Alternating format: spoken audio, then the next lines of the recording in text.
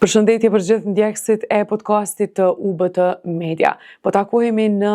edicionin e radhës të podcastit tonë javor dhe këtë herë për të folur për temën e Unionit të Bizneseve Shqiptaro-Gjermane. Të ftuar në studio sot kam drejtorin ekzekutiv të bordit të Unionit të Bizneseve Shqiptaro-Gjermane, e që është profesori Azem Rexha, i cili është profesor në UBT, konkretisht në Fakultetin Menaxhment Biznes dhe Ekonomi. Profesor, faleminderit shumë që ke gjetë kohë dhe hapësirë me qenë pjesë e programit tonë.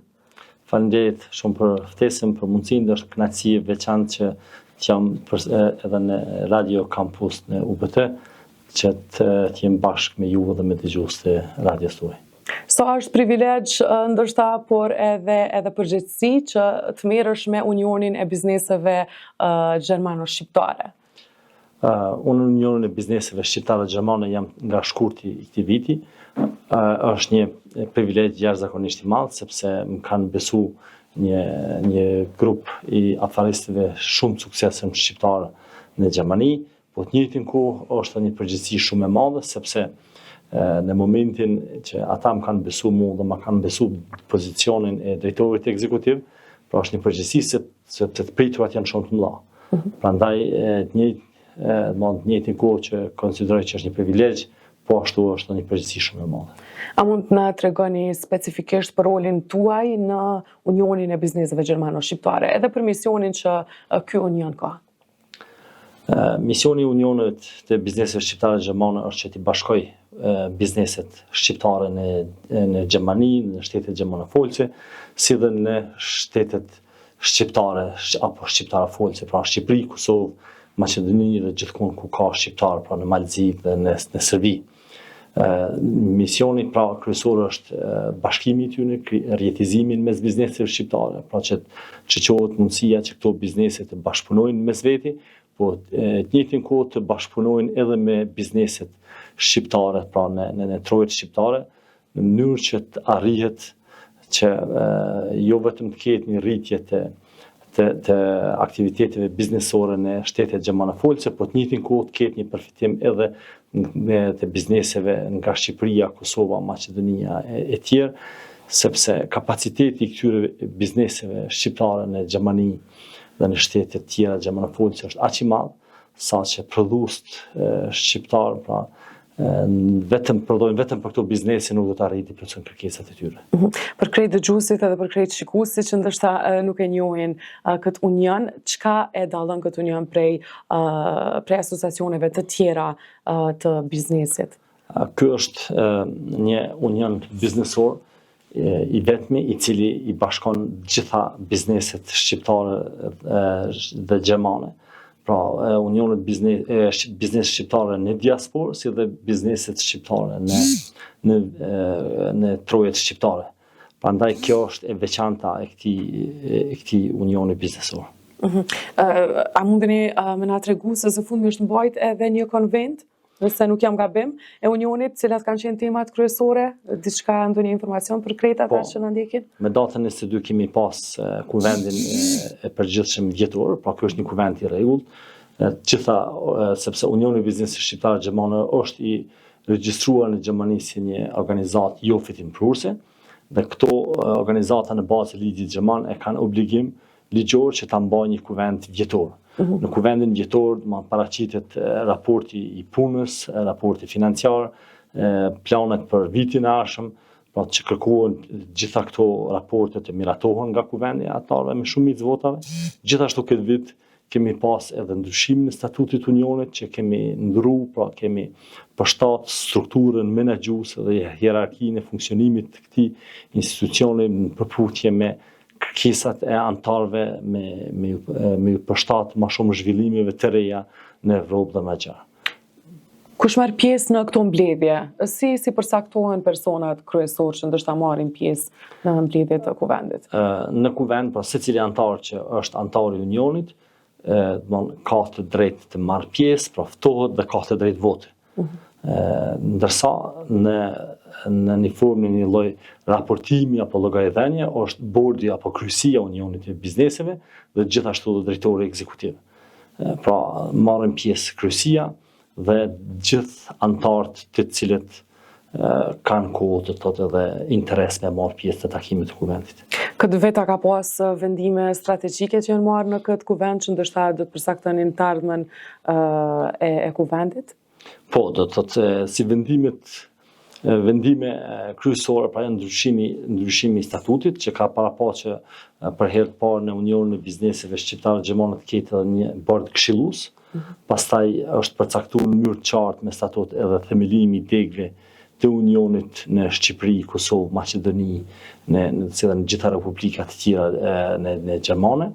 Po ashtu në ndryshimet e reja statutore do të themelohen edhe disa sektorë të veçantë, të cilët do i hapin mundësinë që në Union të angazhohen edhe ekspertë të fushave të ndryshme pa qenë domosdoshmërisht pronar bizneseve. Për shembull, do kemi sektorin për shkencë, do kemi sektorin për politika dhe ligje, sektorin e teknologjisë informative dhe inxhinierisë, po ashtu është marrë vendim që të krijojmë pra edhe sektorë të tjerë, sektorin e gastronomisë, sektorin e ndërtimtarisë, sektorin e kompanive të cilat ofrojnë shërbime për ligjore, financiare të tjera. Pra krijimi i këtyre sektorëve do të krijon mundësinë tani që të kemi më shumë përfshirje edhe të rinjve apo të thonë gjeneratës së dytë të shqiptarëve në diasporë, sepse gjenerata e parë që i quajnë janë këta biznesmen që tani janë shumë suksesshëm, të cilët kanë shkuar para lufte dhe pas lufte dhe kanë arrit me punën e tyre të madhe të dominojnë fushat në cilat ta veprojnë gastronomi, ndërtimtari, prodhime, fusha tjera, ndërsa secili prej tyre tash ka arrit që t'i shkolloj fëmijët e tyre në Gjermani dhe në shtete tjera, dhe kemi një gjeneratë të dytë të cilët përveç janë të suksesshëm në biznes, gjithashtu janë të ngritur në shkencë dhe në fushat e tjera, dhe tash përmes ndryshimeve statutore ju kemi krijuar mundësinë që të ketë një hapësirë më të madhe të përfshirjes edhe të gjeneratës së dytë në Union dhe të japin kontribut në bashkimin ose ofrimin sa më të madh të bizneseve si dhe të intelektualëve të tjerë shqiptarë në diasporë. Sa ka qenë pjesëmarrja e bizneseve këtë vit? Folëm për fushat e ndryshme që janë pjesëmarrëse, po sa ka qenë pjesëmarrja në numër ndoshta ose interesimi, si mund ta vlerësoni ju këtë? A ka interesim të mjaftueshëm? Gjithherë, për sa i përket numrit të bizneseve që marrin pjesë, gjithherë ka hapësirë që të kemi edhe më shumë. Edhe përkundër që në këtë vit kemi pas të thotë 2/3 të anëtarëve, domethënë me drejt voti kemi pas prezent në kuvent. Megjithatë, me ndryshimet dhe me planet që tani i kemi përgatitur për vitin e ardhshëm, ne mendojmë që vitin e ardhshëm do të ketë një rritje të numrit të anëtarëve të Unionit të Bizneseve Shqiptare Gjermane, se të njëjtën kohë pa shohim që të rrisim edhe aktivitetet tona. Po kemi planifikuar që për shembull në janar të krijojmë sektorin e gastronomisë, pra gastronomët shqiptarë në Gjermani, ku me krijimin e këtij sektori do të krijohet mundësia që jo të jenë vetëm pra restorante apo hotele apo pizzeria pra veçanta, po përmes krijimit të sektorit do bëhet një fuqi e këtyre bizneseve, të cilët do të kanë mundësi pastaj të kenë përfitime secili veç duke qenë antar i sektorit të gastronomisë në Unionin e Bizneseve. Pastaj kemi parapas krijimin e sektorit të teknologjisë të prodhimit, pra në këtë sektor të teknologjisë të prodhimit do kemi pra edhe inxhinierë të fushave të caktuara të cilët momentalisht nuk kanë biznese, mirë po drejtojnë biznese të caktuara apo institucione të caktuara në Gjermani, po ashtu edhe kompani të cilat merren direkt me prodhim atje. Po këto pastaj gjithashtu është parapara krijimi i sektorit të ndërtimtarisë, përmes krijimit të këtyre sektorëve dhe krijimit hapësirës që të kontribon secili për këtyre ekspertëve në veçanti, jo domosdoshmë pra vetëm nga kryesia dhe drejtori ekzekutiv, presim që do të kemi një rritje shumë më të madhe të interesimit të bizneseve shqiptare në diasporë që t'i bashkohen në Unionin e Bizneseve Shqiptare Gjermane. Për çka dhe i bëjmë ndoshta ftesë ose thirrje direkt prej këtu? Po faleminderit, po është një gjithashtu shfrytëzoj rastin që t'i ftoj gjithë personat të cilët kanë interesim, pra janë inxhinier apo drejtojnë, janë ekspertë të fushave të ndryshme, të ofrohen te Unioni, por gjithashtu edhe gjitha bizneseve shqiptare në diasporë që të na kontaktojnë dhe t'ju ofrojmë mundësinë që të bëhen pjesë antarë të unionit, po jo vetëm të bëhen antarë të thjeshtë, mirë po të jenë antarë të cilët kontribojnë edhe me idetë e tyre, me kërkesat e tyre, sepse një antar nuk mjafton vetëm të jetë antar i unionit. Na kemi nevojë për antarë të cilët janë aktiv dhe gjitha kërkojnë që të ketë diçka të re. Apo japin propozime, japin ide, sepse secili prej tyre është një antar jashtëzakonisht i vlefshëm, sepse unë si drejtor ekzekutiv nuk kam mundësi të njoh gjitha fushat. Mirë po, të i pas antarë të cilët janë aktiv edhe njohin fushat caktuar, por ka mundësi dhe unioni të zgjerohet të jetë secilin herë më atraktiv për bizneset e tjera. Ndalemi pak edhe tek rrjedhat e punës që ka ky union dhe tek projektet. Flasim pak për prezantimin, për punën që keni zhvilluar gjatë vitit fundit, për shembull, cilat kanë qenë projektet më të rëndësishme që janë realizuar në vitin që tash po e lëm pas. Gjatë vitit 2025 kemi organizuar disa aktivitete pra B2B që kanë ardhur biznese nga Kosova, nga Shqipëria dhe Maqedonia, janë taku me biznese shqiptare dhe gjermane në Gjermani, kanë realizuar biseda, aktivitete të përbashkëta në mënyrë që në nënshkrujnë marrëveshje bashkëpunimit, pra janë nënshkruar disa marrëveshje për ofrim të kompanive që ofrojnë shërbime në Kosovë, gjithashtu kompanitë të cilat merren me eksport produkteve kryesisht nga mobiljeria, pastaj shtëpi modulare, shërbimet e teknologjisë informative. Pra, këto kanë qenë disa rezultate nga këto takime B2B. Gjithashtu kemi pas një organizim edhe në një konferencë që ka ardhur Banka Private e Biznesit, ka prezantuar paketat e saj për diasporën këtu në Kosovë, çka përfitojnë bizneset nga diasporën nga fondi për garanci kreditore. Pastaj kemi pas edhe një forum ekonomik Kosovë-Nordrhein-Westfalen, në të cilin e kemi zhvilluar bashkëpunim me konsulatën e përgjithshme të Republikës Kosovës në Dyzerdorf.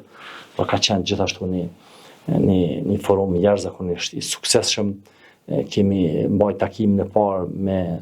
gastronomët shqiptar në NRV, për çka jemi dakorduar që të krijojmë sektorin e gastronomisë dhe në janar do të kemi gastronomët e gjithë shqiptarë dhe gjithë Gjermaninë, do të bëjmë bashkë. Ka pas organizim të vizitave të bizneseve shqiptare pra nga Kosova, Shqipëria, Maqedonia në Gjermani, për të njëjtin kohë kemi organizuar pra edhe vizita dhe takime të bizneseve shqiptare në Gjermani të cilat kanë pas interes të investojnë në Kosovë. Si ka avancuar bashkëpunimi mes bizneseve gjermane dhe kosovare? A ka ndodhur ndonjë bashkëpunim mes tyre apo ndonjë projekt që e ka nisur ose diçka e tillë? Ka pas disa, siç e përmenda edhe më herët, pra kemi disa biznese të cilat kanë bërë marrëveshje për ofrimin e shërbimeve të teknologjisë informative nga Kosova në Gjermani, po ashtu për shitjen e produkteve prej Kosovës në Gjermani. Mirë po gjithherë unë i bëj thirrje bizneseve shqiptare nga Kosovë, Shqipëri e tjerë që të investojnë më shumë në standarde, në menaxhim të cilësisë, në mënyrë që të jenë sa më të pranueshëm me standardet dhe me kërkesat gjermane, sepse sa më shumë që produktet nga trojt shqiptare janë më cilësore dhe të standardizuar për përputhje me kërkesat evropiane, do të jetë edhe për neve më lehtë që me ju asistu dhe me ju hap dyert që përçesin produktet e tyre në Gjermani. Cilat sfida i keni hasur jo si union gjatë rrugës edhe si i keni adresuar ato? Gjithherë pra në çdo projekt të tillë sfida e parë është pra financimi, pra sepse gjitha këto angazhime kërkojnë më shumë buxhet, kërkojnë financim.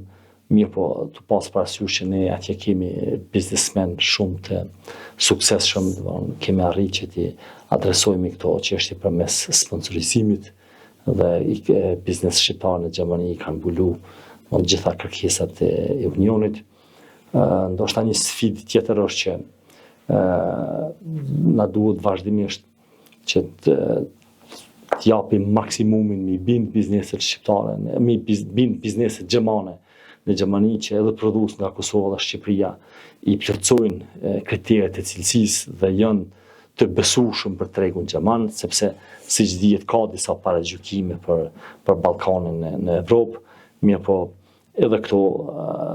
i kemi adresu të organizu takime ose kemi sjell direkt blerës potencial nga Gjermania, kemi sjell tek fabrikat në Kosovë, e kanë vizituar, kanë përcjell procesin e prodhimit dhe aty ku kanë pas vajtjet e tyre i kanë japë në mënyrë që të kemi një harmonizim dhe të arrihet në një marrëveshje të caktuar. Të flasim tash ju si ekspert, si njohës i kësaj fushë. Si e vlerësoni klimën aktuale në Kosovë të bërit biznes? Ndoshta për gjithë ata që dëshirojnë të nisin një biznes, për fillestarët, si e vlerësoni klimën aktuale? Unë jam bukur optimist, mendoj gjithherë ka hapësirë që të bëhet biznes i ri. Gjithherë ka mundësi për startupa, sepse sikur nuk kishte qenë ndryshe, atëherë asnjëherë ne tjerë s'kish më naut rendi, sepse dikush ka filluar para 100 viteve. Mirë, po megjithatë unë mendoj që në Kosovë ka nevojë punohet edhe më shumë për klimën e të bërit biznes, sepse bizneset apo investitorët e huaj,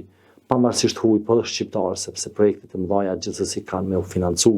përmes bankave, kërkohet që të kemi një stabilitet politik pak më të madh. Dhe në momentin derisa Kosova vazhdimisht në mediat e huaja duket si tension, kriza, rrezik për luftë, për trazira, apo për shembull që po bëhet gati një vit që nuk kemi një qeveri, do të thotë një qeveri fuqi plot. Këto gjitha janë mangësi, apo i friksojnë investitorët, sepse asnjë investitor nuk don më shku në një vend më investu në cilin ka rrezik që të kollapsoj sistemi. Edhe përkundër që unë nuk mendoj që në Kosovë do të ketë kollapsim të sistemit, po megjithatë investitorët i shohin gjitha këto tmeta që na në Kosovë kemi, dhe kjo mund të friksojë të që ata të marrin vendime për investime në projekte strategjike, për projekte në të ardhmen. A ka ndonjë sektor potencial ku ju mendoni që ka potencial më shumë për me zhvillu biznes në Kosovë? A mundesh me veçu ndonjë sektor të veçantë? Po, gjithë përmendim, sepse unë kom punu edhe përpara, kom qenë drejtori i Komisionit Parë për Minerali, kom prezantuar minerat në për gjithë botën, dhe gjithku ne kemi përmend edhe pra që Kosova ka potenciale minerale, po kemi thënë që potenciali më i madh janë tritë të Kosovës, të cilët janë të shkolluar mirë, të cilët flasin shumë gjuhë, edhe pra teknologjia informative mendoj që është një potencial i mirë, sepse ekziston mundësia që për pa pas nevojë që të udhtohet ose të emigrohet jashtë Kosovës, të krijohen projekte edhe të ofrohen shërbime nga Kosova në vendet evropiane. Pa mendoj që është një mundësi e mirë. Gjithashtu, Kosova ka dhe klimin e mirë, ka mundësi edhe të eksportohen edhe produkte bujqësore. Mirë, po për eksportimin e produkte bujqësore, kërkohet që të bëhet pak më shumë nga qeveria, sepse për shembull produktet e mishit dhe disa produkte të tjera Kosovës nuk i lejohet të eksportoj për shkak se ka mungesë të certifikimit të nevojshme. Pra kërkohet nga qeveria që të investojë më shumë edhe krijoj lehtësime, respektivisht të bëjmë marrëveshje me shtetet evropiane që të lejohet eksporti i këtyre produkteve. Pastaj produktet e prodhimit të drurit, gjithashtu ka kërkesa shumë mëdha për produkte drurit, kryesisht shtëpi modulare, të cilat janë përputhje me standardet mjedisore. Ka kërkesa të mëdha në Gjermani, po këtu nga kompanitë kosovare kërkohet që më shumë të investojnë në standarde, pra që produkti i tyre të jetë i certifikuar. Dhe sa i përket investimeve, mjafton ta shiqojmë në Agjencion Statistikore të Kosovës apo në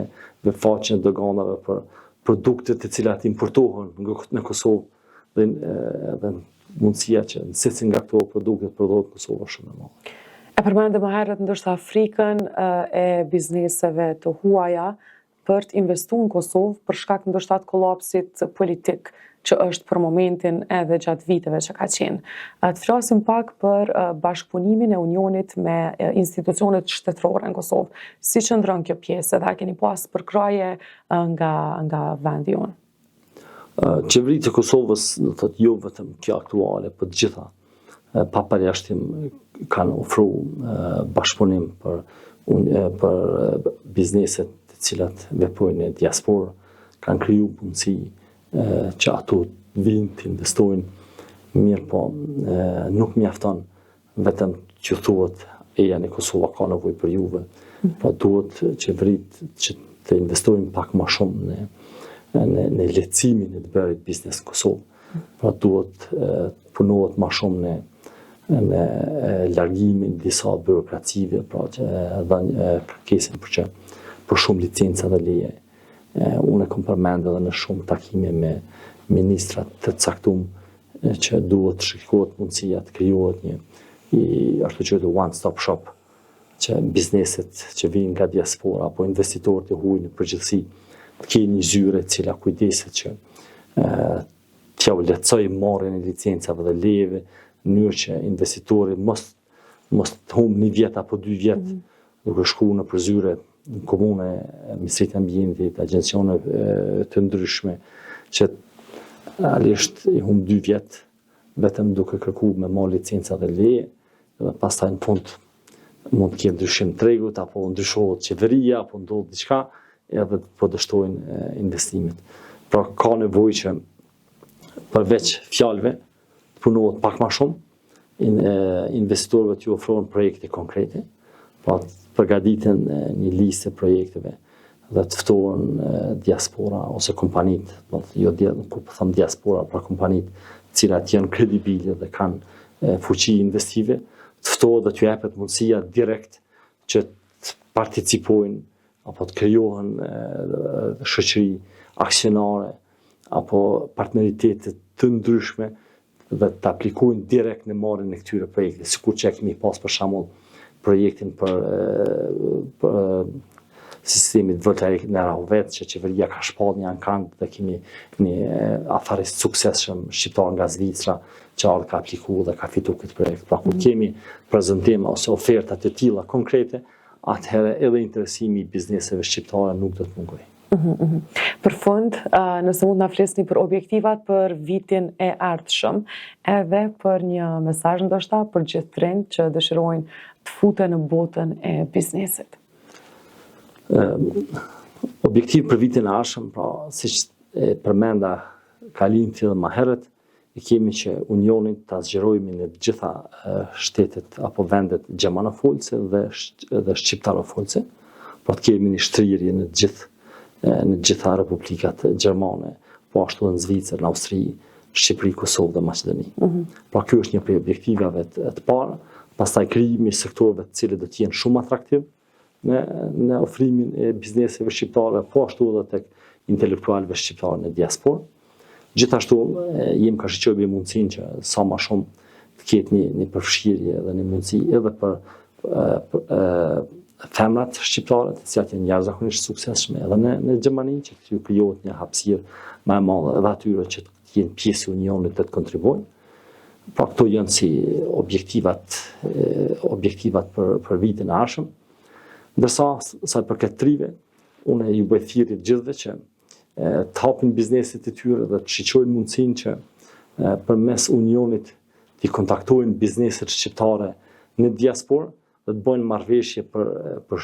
ofrim të shërbimeve, po ashtu dhe produkteve, sepse shumë më e lehtë është me bë biznes në Kosovë, në Shqipëri dhe Maqedoni, sesa në Evropë. Mirë po ekziston mundësi jashtëzakonisht e madhe që përmes këtyre marrëveshjeve që këta të qëndrojnë në Kosovë, pra mos ta marrin rrugën e gërbetit, po kanë mundësi të jenë shumë suksesshëm këtu, edhe të shesin produkte dhe shërbime në diasporë, sepse tritë e Kosovës janë të përgatitur, janë edhe me njohuri gjuhëve, edhe me shkollim, edhe kanë mundësi që të jenë jashtëzakonisht suksesshëm këtu duke ofru produkte dhe shërbime atje, po ashtu do të kenë mundësinë që përmes unionit vinë dhe të marrin pjesë edhe në takime B2B me afariste suksesshëm atje, në nënshkrujnë marrëveshje, të prezantojnë bizneset e tyre, idetë e tyre, në mënyrë graduale të kemi një zhvillim ekonomik më të madh edhe këtu. Edhe gjithashtu nuk duhet të presin që në vitin e parë me njëherë të jenë shumë suksesshëm, sepse zhvillimi i biznesit suksesshëm kërkon kohë, pra duhet të kenë durim që në mënyrë graduale të zhvillohen dhe të krijojnë bizneset e tyre. Profesor Azam, faleminderit shumë për kohën, mundësinë, për gjitha këto informacione që ndove me ne, dëgjuesit edhe shikuesit tonë. Faleminderit shumë, ishte kënaqësi që të jam para Radio Campus në UBT, që të flas për Unionin e Biznesit Shqiptar Gjermane, por gjithashtu për mua si profesor i UBT-s, pra unë këtu gjithë ndjem në shtëpinë time dhe është kënaqësi e veçantë gjithë që të jem këtu. Ishte kënaqësi që të patëm. Të dashur ndjekës të podcastit ton, kjo ishte tëra që kemi përgatitur për këtë edicion. Ne ju ftojmë të shoqëroni edhe më tutje me mediat e UBT-s e me edicionin e radhës takohemi në vazhdim. Për më shumë informacione, vizitoni ubtnews.com.